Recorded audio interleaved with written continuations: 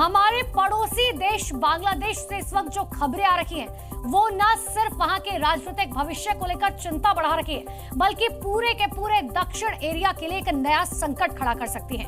देखिए, राजधानी ढाका एक बार फिर से उथल पुथल के दौर से गुजर रहा है और अफवाहें तेज है कि बांग्लादेश में एक और तख्ता पलट की तैयारी चल रही है। सेना की हलचलें बढ़ गई हैं और राजनीतिक दलों के बीच टकराव चरम पर पहुंच चुका है। तो क्या बांग्लादेश फिर से उसी मोड़ पर खड़ा हुआ है जहां से अशांति का रास्ता शुरू होता है? देखिए रिपोर्ट। बांग्लादेश में मोहम्मद यूनुस की अगुवाई वाली अंतरिम सरकार की मुश्किलें कम होने का नाम नहीं ले रही हैं। बांग्लादेश में एक बार फिर तख्ता पलट की अटकलें तेज हो गई हैं। बांग्लादेशी सेना के प्रमुख जनरल वकारुज़्ज़मान ने यूनुस सरकार को अवैध करार दे दिया है, जिससे बौखलाए मोहम्मद यूनुस ने इस्तीफे की धमकी दी है। इस बीच राजधानी ढाका में एक बार फिर हिंसक प्रदर्शनों का दौर शुरू होने की आशंका जताई जा रही है। ताज़ा हालात जैसे हैं उसके हिसाब से यहां पर तख्ता पलट से इनकार नहीं किया जा सकता। यूनुस का होगा गेम ओवर। यूनुस और बांग्लादेशी सेना में तकरार जग जाहिर है। यूनुस ने अब तक बांग्लादेश में चुनाव नहीं कराए हैं, जिससे सेना ने उनकी अंतरिम सरकार को अवैध करार दिया है। यूनुस इसी बात से बौखलाए हुए हैं और इस्तीफा देने पर भी विचार कर रहे हैं। ऐसे में जल्द ही यूनुस का गेम ओवर हो सकता है। 9 महीने पहले और 9 महीने बाद। 9 महीने पहले बांग्लादेश में शेख हसीना का तख्ता पलट हुआ, जिसके बाद बांग्लादेश में अंतरिम सरकार बनी। मोहम्मद यूनुस को उसका प्रमुख बनाया गया, लेकिन अब मोहम्मद यूनुस और बांग्लादेशी सेना के बीच तनाव बढ़ रहा है, लिहाजा बांग्लादेश एक बार फिर अराजकता के मुहाने पर है। बांग्लादेशी सेना के प्रमुख जनरल वकारुज़्ज़मान ने यूनुस सरकार को अवैध करार दे दिया है। बौखलाए मोहम्मद यूनुस ने इस्तीफे की धमकी दी है। ऐसे में सवाल यह है, क्या इस्लामिक कट्टरपंथी सत्ता पर कब्जा करेंगे? बांग्लादेश में कब हुआ है तख्ता पलट, ये आपको आगे बताएंगे, लेकिन उससे पहले शेख हसीना के तख्ता पलट और उसके बाद उपजे सियासी हालात को समझते हैं। बांग्लादेश में तख्ता पलट 5 अगस्त 2024। 5 अगस्त 2024 को बांग्लादेश में तख्ता पलट के बाद जैसे तैसे शेख हसीना जान बचाकर भारत आईं। अब 9 महीने बाद शेख हसीना की जगह बांग्लादेश में अंतरिम सरकार चला रहे मोहम्मद यूनुस के तख्ता पलट का भी नंबर आ गया है। बांग्लादेश में बहुत पॉलिटिकल इंस्टेबिलिटी है। मोहम्मद यूनुस चीफ एडवाइज़र उनका टाइटल है, सारे चीज़ कंट्रोल करता नहीं है।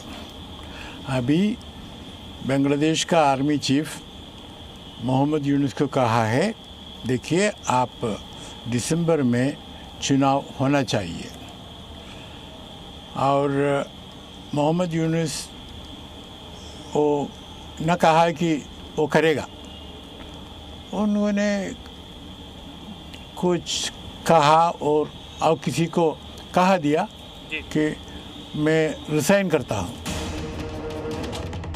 पिछले साल तख्ता पलट के बाद शेख हसीना ने मोहम्मद यूनुस को लेकर एक बड़ी बात कही थी। शेख हसीना ने कहा था कि यूनुस ऐसे शख्स हैं जिसे लोगों से कभी मोहब्बत नहीं थी। यूनुस ने गरीबों को छोटे छोटे कर्ज ऊंची ब्याज दरों पर दिए और इस पैसे से कई देशों में ऐशो आराम की जिंदगी जी। उस वक्त हम यूनुस की चालाकी नहीं समझ पाए, इसलिए उसकी मदद करते रहे, लेकिन इससे लोगों को कोई फायदा नहीं हुआ, सिर्फ यूनुस अमीर होते गए। बाद में उनमें सत्ता की भूख पैदा हो गई, जो आज बांग्लादेश को जला रही है। इसके अलावा बांग्लादेश की पूर्व पीएम शेख हसीना ने एक और बात कही थी। शेख हसीना ने कहा कि मैं जिंदा हूँ, अल्लाह मुझे जरूर मौका देगा, इसलिए अल्लाह ने मुझे जिंदा रखा है, मैं आ रही हूँ। प्रदर्शनों का गढ़ बन सकता है ढाका। शेख हसीना बांग्लादेश पहुँचेंगी या नहीं, ये कहना तो मुश्किल है, लेकिन इतना जरूर है कि इस वक्त बांग्लादेश में जिस तरह के हालात बन रहे हैं, उससे यही लग रहा है कि मोहम्मद यूनुस की अंतरिम सरकार का टाइम अब पूरा हो गया है। बांग्लादेश एक बार फिर अस्थिरता के मुहाने पर खड़ा है। इस बीच आशंका है कि राजधानी ढाका एक बार फिर से प्रदर्शनों का गढ़ बन सकती है, क्योंकि बांग्लादेश के आर्मी चीफ जनरल वकारुज़्ज़मान ने मोहम्मद यूनुस को चेतावनी दे दी है। बांग्लादेशी जनरल ने सख्त लहजे में कहा कि दिसंबर 2025 से पहले बांग्लादेश में चुनाव होने चाहिए। बांग्लादेशी जनरल ने यह भी कहा कि मोहम्मद यूनुस सैन्य मामलों में हस्तक्षेप बंद करें और प्रस्तावित रखाइन कॉरिडोर जैसे प्रमुख मुद्दों की जानकारी सेना को देते रहें, क्योंकि वो कोई चुनी हुई सरकार के नेता नहीं है।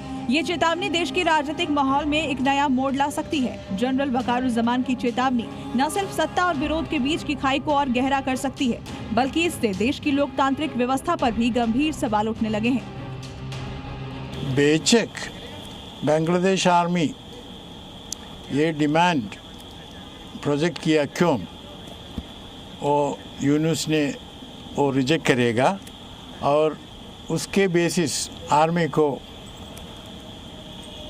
गवर्नमेंट को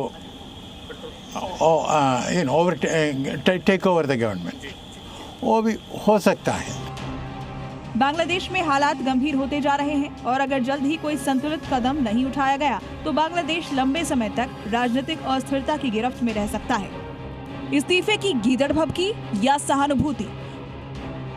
बड़ी बात यह है कि मोहम्मद यूनुस की तरफ से सहानुभूति बटोरने के लिए पहले इस्तीफे की पेशकश का नाटक किया गया, लेकिन अब वो छात्रों के जरिए ये मांग रख रहे हैं कि वो बिना चुनाव लड़े 5 साल सत्ता में बने रहें। मोहम्मद यूनुस की तरफ से भी बाकायदा सेना को बता दिया गया है कि चुनाव जल्द करवाने की उसकी मांग पूरी नहीं की जाएगी।